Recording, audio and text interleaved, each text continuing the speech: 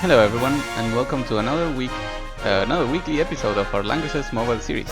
And as a new week starts, we wanted to do something different today.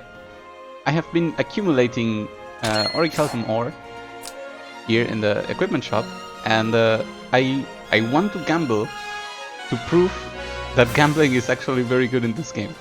Usually the recommendation that I see from everyone is to go for the epic martial spirits and always upgrade whatever SSR gear that you have for your units. And I have to say, I found myself in situations where I didn't know what to upgrade next, and the spirits would sit in the bank, and that's actually not productive. And since the gambling is limited per week, that means I could have been rolling for better weapons, better armors, or better helmets. Of course, I always do the rolls for the amulets anyway.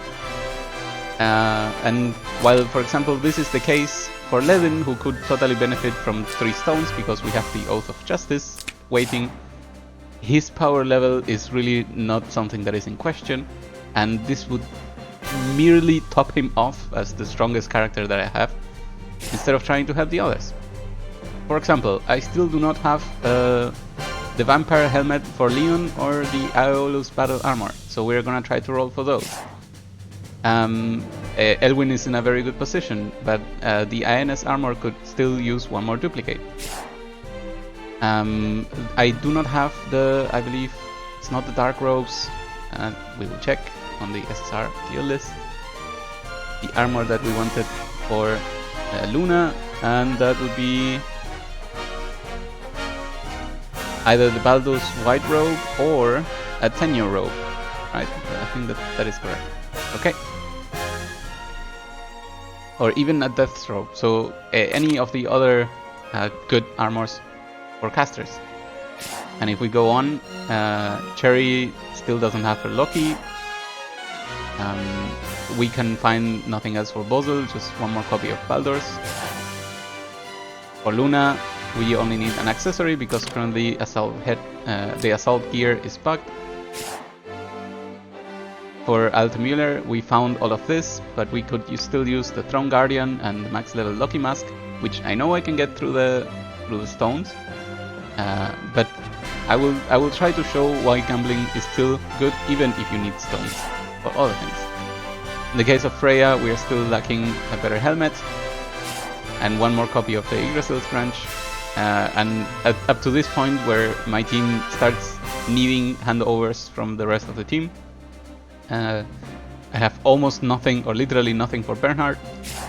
I have nothing for Chris. My healer, it's actually the main healer, is equipped.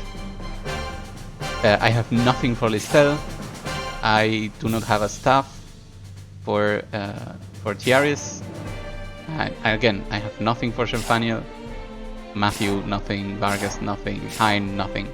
So of course, we could do a lot of hand-me-overs when it's time, because, for example, Freya can share gear with Vargas. They use basically the same stats, and we usually don't use Freya and Vargas at the same time. But this is quite annoying, and for our top characters, I still don't have the best in slots in some occasions. For example, for Lana, we absolutely need the Astaroth staff, which is going to be her best in slot once her special armor deploys. But we don't have that.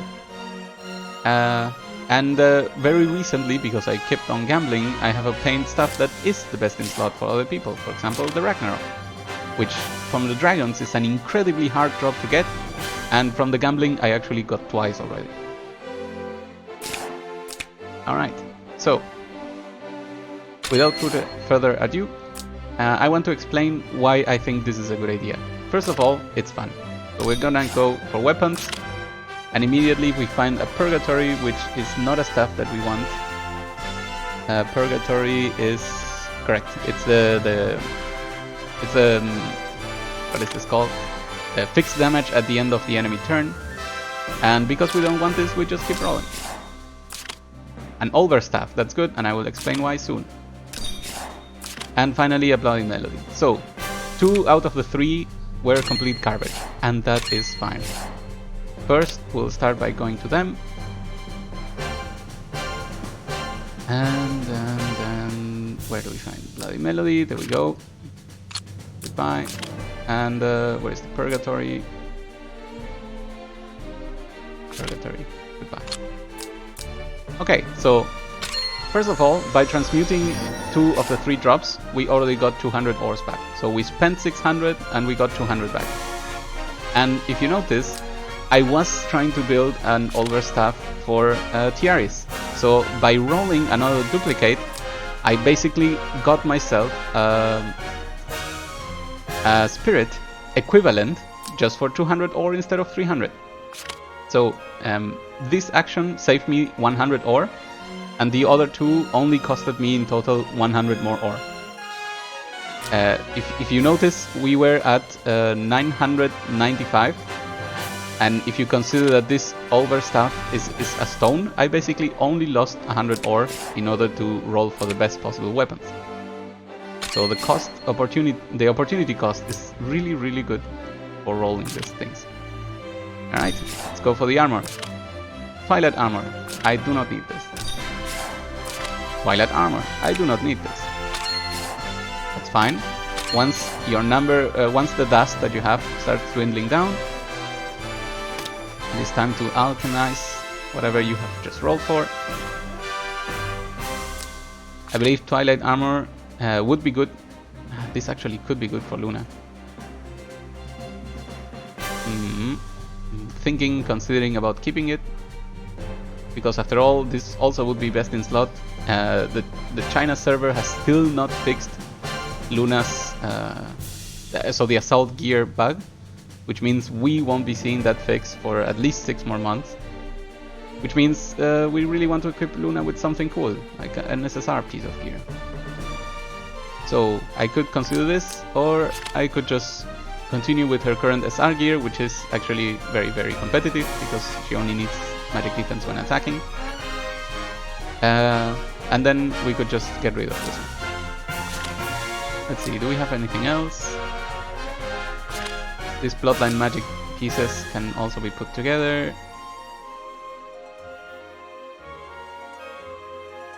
Okay, here's what I'm gonna do. I will be happy that we got 2 Twilight Armors. Transmute one of them. Keep the unique in case I really do want to give that to Luna. And then go to the store and summon the final piece of armor.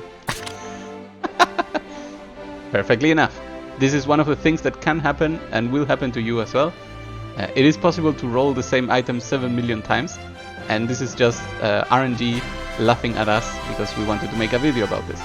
And that's still perfectly fine. So again, had I had enough dust to roll without destroying, I would have currently an almost maxed out Twilight Armor just from rolling from the dust, which would not have been possible without while buying Epic Martial Spirit.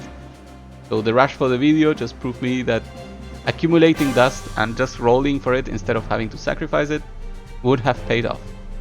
And during the rest of the week, simply by doing Dragon and maybe disenchanting the odd thing out, we will be able to roll for the 3 pieces of headgear. And because I really do not want to go for Epic Martial Spirits, I will be accumulating the remainder of dust for the next week.